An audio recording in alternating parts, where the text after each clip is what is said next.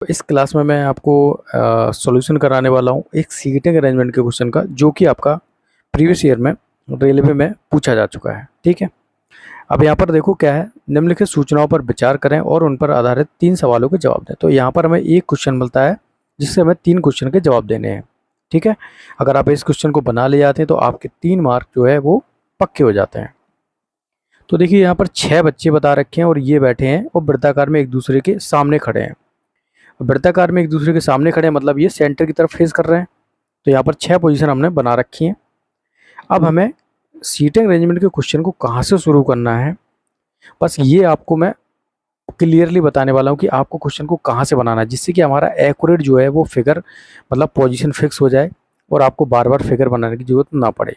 Seating arrangement का जो main concept है वो यही कहता है। अब फिक्स पोजीशन क्या होती है भाई? फिक्स पोजीशन वो होती है, अब कोई बंदा जो सर्किल की तरफ फेस कर रहा है तो उसका मतलब लेफ्ट और राइट फिक्स है भाई। लेफ्ट और राइट तो उसका सेम रहेगा, मतलब बायां दायां तो फिक्स रहेगा। इसको देखो क्वेश्चन में पढ़ के बताता हूँ कि कैसे आपको फिक्स पोजीशन से सॉल्व करना है। जैसे कि पहला स्टेटमेंट पढ़े तो आई एफ के दाएं तरफ है, मतलब ये है कि आई जो है वो एफ के दाएं तरफ है। तो एफ को अगर मैं यहाँ बैठा देता हूँ तो एफ की पोजीशन तो फिक्स है, एफ का जो दायां और बायां फिक्स है। तो क्या बोला जा रहा है कि इसी को कहते हैं फिक्स पोजीशन। तो आई जो है वो एफ के दाएं तरफ है, तो आई कहाँ जाएगा? एफ के दाएं तरफ। ठीक है, अब अगला स्टेटमेंट क्या बोलता है? जो बच्चा एम के तुरंत दाएं तरफ है वही एफ के बाएं तरफ है, मतलब एफ के बाएं तरफ जो बच्चा है, एफ का बायां ये होगा, वही बच्चा एम के दाएं तरफ होगा। तो एम का दायां कौन सा होगा? ये वाला। ठीक है, तो ये पता चल गया कि एम और एफ के बीच में 1% बैठा हुआ है। अब थर्ड स्टेटमेंट क्या बोलता है? आर और ई के बीच में एम खड़ा है। अब ये पता चल गया कि आर और ई के बीच में एम खड़ा है, बट ये पता नहीं है कि आर पहले आएगा या फिर ई पहले आएगा। तो इसके कन्फ्यूजन का जवाब यहाँ पर इस क्वेश्चन के एक क्वेश्चन में ही छुपा है। एक स्टेटमेंट इस क्वेश्चन में दे रखा है। देखिए, यही इस क्वेश्चन को घुमाने का एक तरीका था।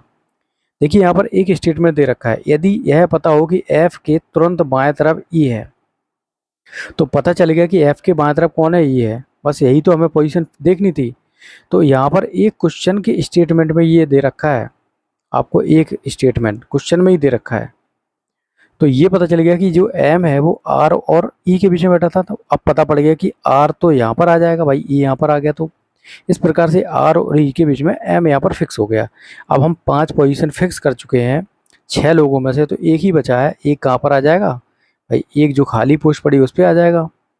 ठीक है, अब हम क्वेश्चन को शुरू करते हैं। हमें 3 क्वेश्चन इसके जवाब देने हैं। पहला क्वेश्चन क्या बोलता है? यदि ये पता हो कि एफ के तुरंत बाएं तरफ ई है, तो बताइए कि एस किस किस के बीच में खड़ा है। भाई एस किस किस के बीच में है?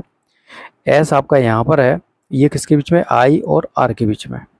तो option A will be the correct for this question. Next question क्या बोलता है इसका? किसके तुरंत बाएं तरफ आई है? तो आई किसके बाएं तरफ बैठा है ये देखना है। भाई आई ये बैठा है, तो आई किसके बाएं तरफ बैठा है? आई बैठा है एस के बाएं तरफ। किसके? एस के बाएं तरफ। अगला क्वेश्चन इसी का दे रखा है, आर किस किस के बीच में खड़ा है? तो आर की पोजीशन बतानी कि आर किस किस के बीच में खड़ा है। भाई आर यहाँ पर दे रखा है, आर किस किस के बीच में खड़ा है? एस और एम के बीच में। किसके? एस और एम के बीच में। तो यहाँ से option A will be the correct. तो यहाँ पर ये रहती है सीटिंग अरेंजमेंट के क्वेश्चन को सॉल्व करने की अप्रोच।